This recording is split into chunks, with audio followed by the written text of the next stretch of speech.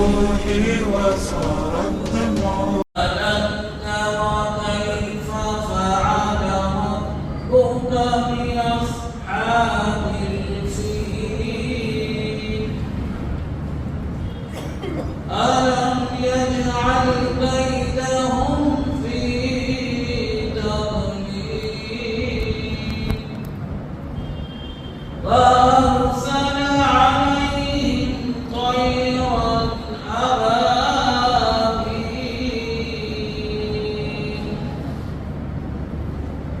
ترميهم بحجارة من سجيل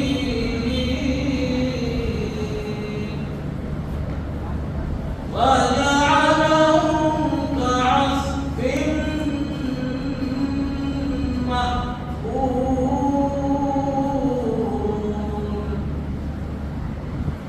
صدق الله العظيم.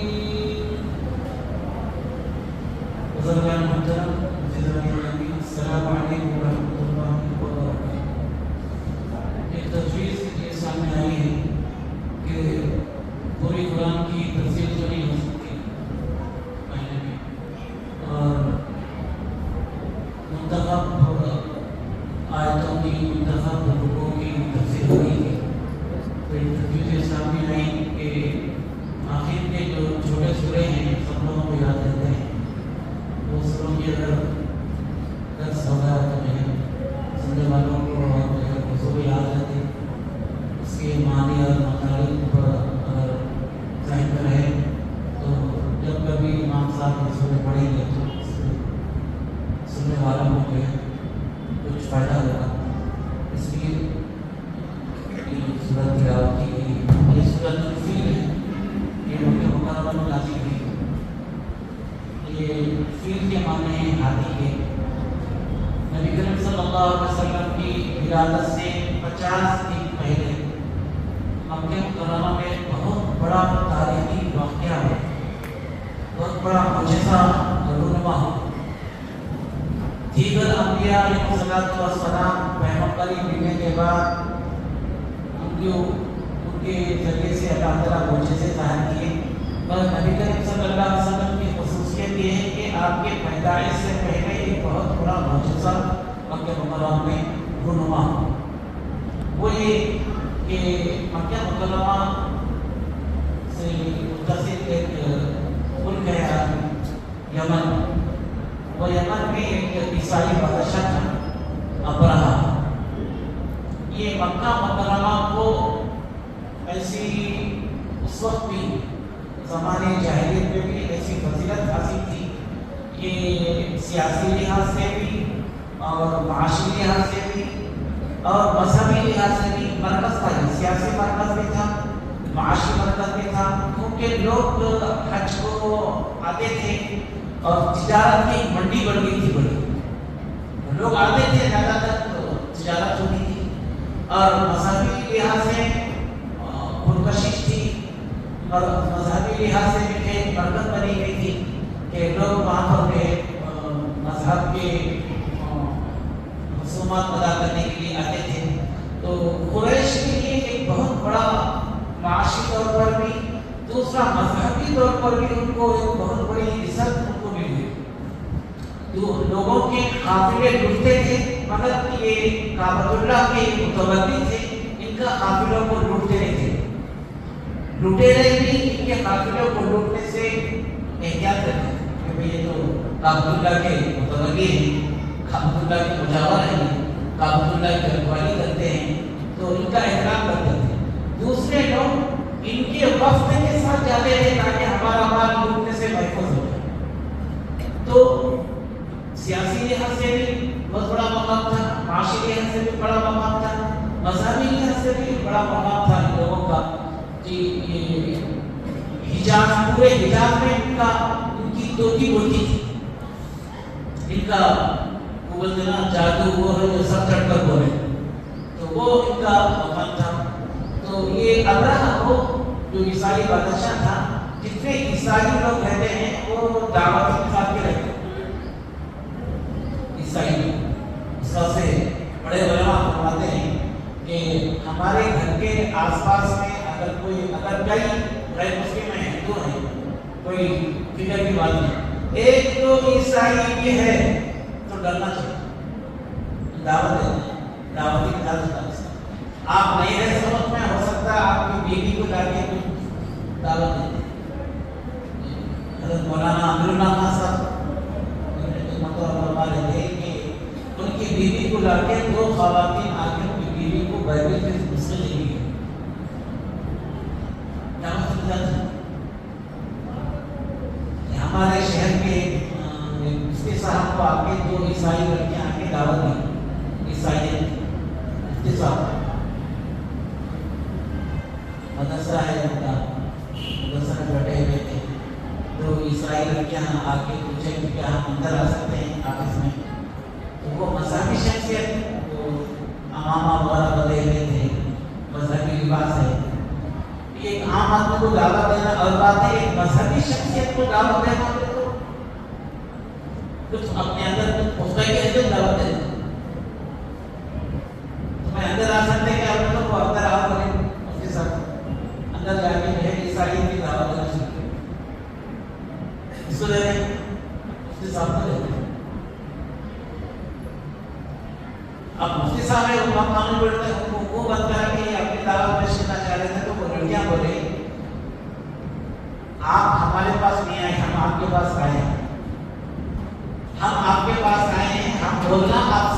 سننا، جب آپ ہمارے پاس آئیں گے تو اس وقت میں آپ بولیں گے ہم سنیں، ایسی لاجک ہے۔ باطل پہ رہ کے اتنا دم دم کے ساتھ بات کرتا، دندناتے ہوئے بات کرتے، باطل پہ رہتے ہیں۔ مفتی صاحب نے پوری بات سنی، سننے کے بعد بولے پھر آپ کا عرض دو بھائی، ہم آتے آپ کے پاس بات کرنے کے لیے دعوت دے دیں، تو پلٹ کے بولے لڑکے کہ نہیں، آپ عرض دیے تھے کہ ہم ڈھونڈتے ہوئے آئے ہیں آپ کے پاس، آپ نے ڈھونڈتے ہوئے۔ تو وہاں یمن کا جو عیسائی بادشاہ تھا وہ دیکھا کہ کعبۃ اللہ ایک سیاسی، مذہبی اور معاشی لحاظ سے ایک مرکز بنا ہوا ہے کہ اس مرکزیت کو کیسے ختم کریں، ان کے اپنے یمن میں ایک کعبۃ اللہ کے برابری میں ایک گرجا گھر بنا، کعبۃ اللہ کے اسٹائل کا۔ اب سب مملکت میں اعلان کر دیا کہ آپ کو کعبۃ اللہ کو مکے کو جانے کی ضرورت نہیں، یہاں پہ آنا ہے۔ اب کعبۃ اللہ کو اس کے باوجود بھی لوگ کعبۃ اللہ ہے، تو ادھر کوئی متوجہ نہیں ہو رہے تھے، کعبۃ اللہ کی طرف لوگ جا رہے تھے، تو پلان بنایا کہ اس کعبۃ اللہ کو کیسے کھانا، کعبۃ اللہ کو اٹھائیں، کیسے ختم کرنے ہیں کعبۃ اللہ کو، صفحے ہستی سے ملا دیں کعبۃ اللہ کو، تاکہ اب ہمارا گرجا گھر ہی سب کے سب کا کعبۃ اللہ ہو جائے۔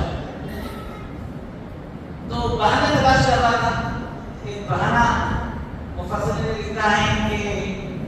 بس قریش کے منچلے نوجوان جا کے وہ گرجا گھر میں جا کے رفع حاجت کرے، یا اس کو جیل جلا دیے،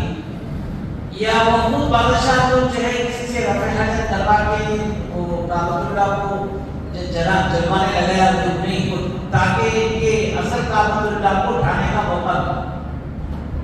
تو کعبۃ اللہ کو جو گرجا گھر بنایا تھا اس کو جلا دیا گیا، لوگ اور کوئی آ کر رفع حاجت کرا، تو اس کے انتقام کے لیے اب مکے میں جو کعبۃ اللہ تھا اور کعبۃ اللہ کو اٹھانے کے لیے 60,000 کا لشکر جرار لے کے نکلا کعبۃ اللہ کو اٹھانے کے بعد۔ اس میں ہاتھیوں کا دستہ بھی تھا، فوج میں دستے رہتے ہیں، کچھ ایک دستہ ہاتھیوں کا، کچھ اونٹوں کا، کچھ گھوڑوں کا، کچھ خچروں کا، کچھ ایسے رہتے۔ تو سامنے جو ہے ہاتھیوں کا دستہ تھا۔ عربوں کے لیے ہاتھیاں ایک عجوبہ ہے، عربوں کو نہیں معلوم ہاتھیاں کیا چیز ہے، مرعوب کرنے کے لیے، رعب ڈالنے کے لیے ہاتھیوں کا دستہ بھی رکھا سامنے، اور وہ پوری فوج لے کر جو ہے کعبۃ اللہ کو اٹھانے کے لیے۔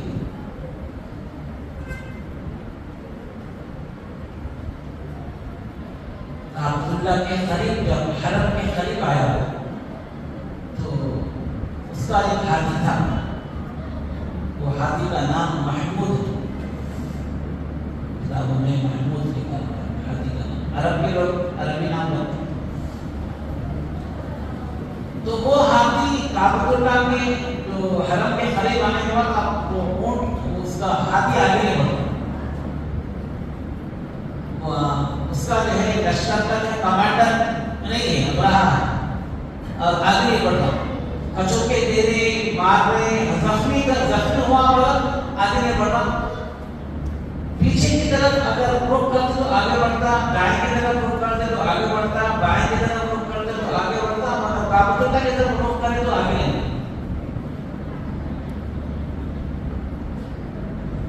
تو اب یہاں سے جو ہے پیدل فوج جائیں گے، یہاں سے جو ہے سوال بنا، تو وہ کیا کرا، وہ ایک چیز کو وہاں کا مکہ مکرمہ کے جو بہت بڑے وہاں کے صدر جو تھے وہ تھے نبی کریم صلی اللہ علیہ وسلم کے دادا محترم عبد المطلب، ان کے پاس ایلچی آیا، آگے جو ہے پوری داستان سنایا عبداللہ کو اس طرح کھانے کے لیے آئے ہیں، اور عبد المطلب کے 200 اونٹ کو جو ہے قبضے میں لے لیا، فوج جو ہوتی ہے نا جب نکلتی تو کھانے کے لیے کچھ بھی نہیں رہتا، لوگوں کے پاس لوگوں کے جانور وغیرہ قبضہ کر کے ان کو ذبح کر کے وہ کھا لیتے،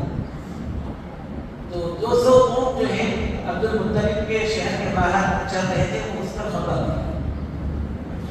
تو عبد المطلب وہ ایلچی کی بات کر کے چلا گیا، عبد المطلب اپنے وفد کو لے کر جو مکے کے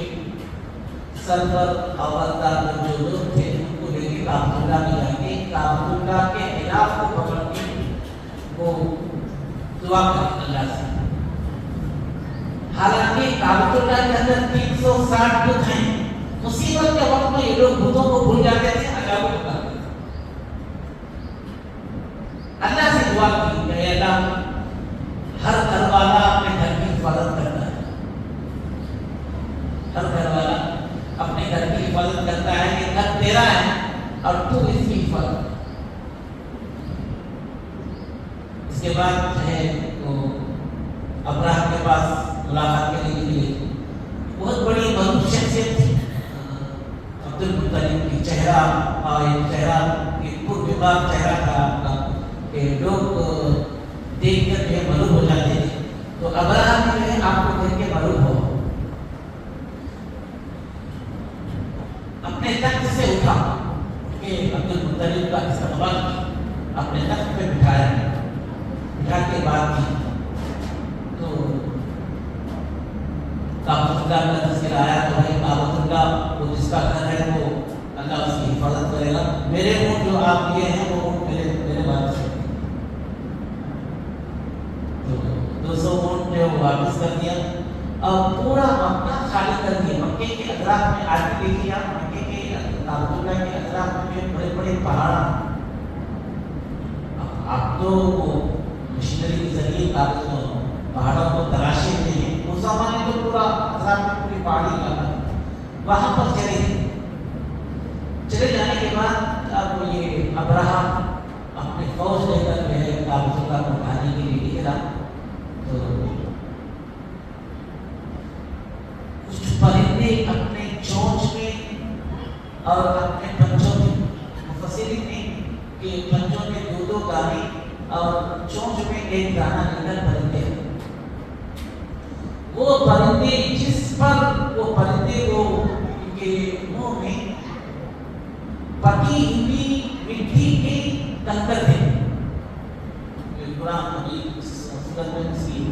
اس کا اشارہ ہے کہ پکی ہوئی مٹی کے کنکر تھے، جس پر گرتا اس کا گوشت گل کے نیچے گر جاتا، جس پر وہ گرتا، جس پر وہ کنکر گرتا اس کا گوشت پگھل کے جو ہے زمین پہ گرتا، اور ہڈیوں کا صرف ایک پتلا سا رہ جاتا اس کا، تو اسی کا تذکرہ اللہ تعالیٰ سے فرمایا کہ جب نبی کریم صلی اللہ علیہ وسلم کو نبوت ملی اور نبی کریم صلی اللہ علیہ وسلم کی مخالفتوں کا زور تھا، مکے میں مخالفتوں کا زور، مصیبتوں کا زور، کے دادا کا تو جبل وطن کے چچا جو تھے وہ ابو لہب جو چچا تھا مخالفت میں آگے رہتا ہے. اور جو بڑے بڑے وہاں کے سردار تھے ابو جہل ہے, ابو لہب ہے, عتبہ ہے, شیبہ ہے, یہ سب مخالفتوں میں آگے رہتے تھے. تو اللہ تعالیٰ یاد دلا رہے ہیں سورت میں تم ایسے ہو ایک کرشمہ اللہ کا قدرت کا کرشمہ دیکھے تم اپنے آنکھوں سے. یہ تعلیم جو آتے تھا کے پاس ہر بچے کے زبان پہ یہ تھا کہ وہ کوئی تعلیم کے واقعہ ہوگا تو اس کا نام رکھتے ہیں عام الفیل, عام الفیل ہاتھیوں کا سال. ہمارے پاس کوئی تعلیم کے واقعہ ہوگا تو عمر معلوم کرنے کے لیے تمہاری کیا عمر ہے معلوم کرنے کے لیے کیا ہوتا ہے ایکشن کے پیریڈ میں تم رضاکاروں کے پیریڈ میں تمہاری عمر کیا ہے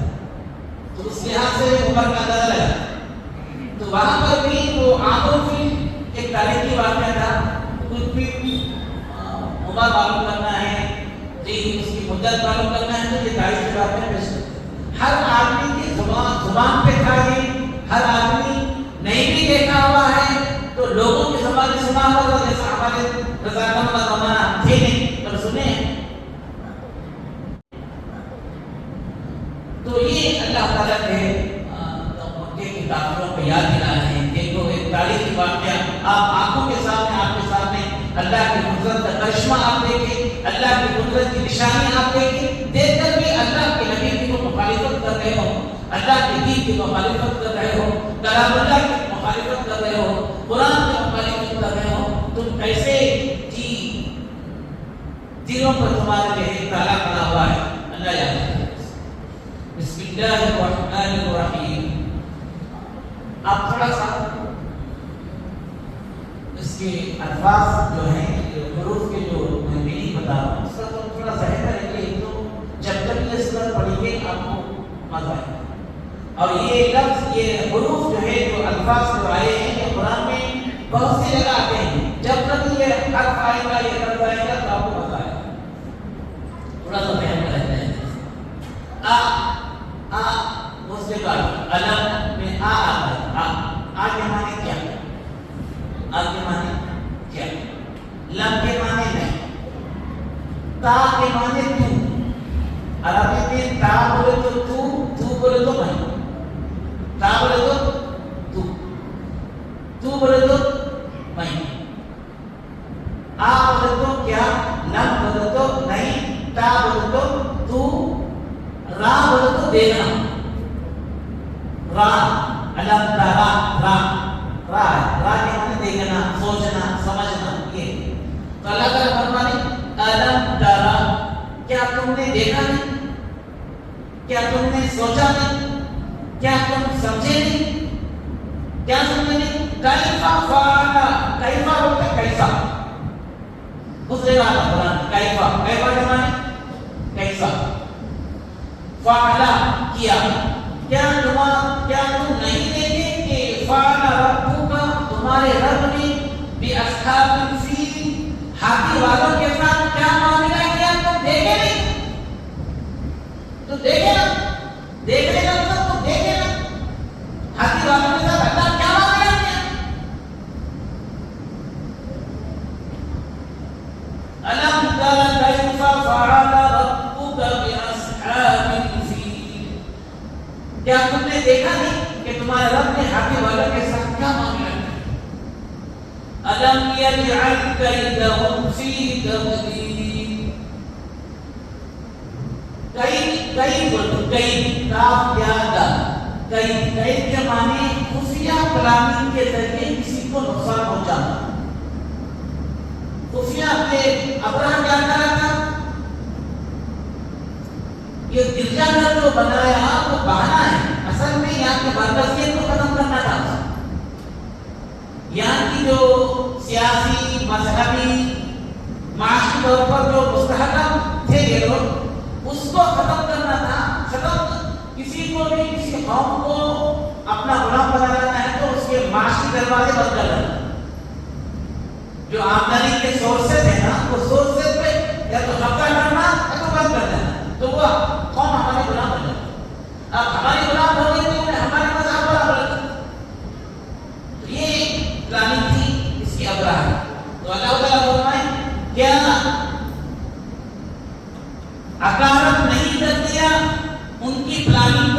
اللہ تعالیٰ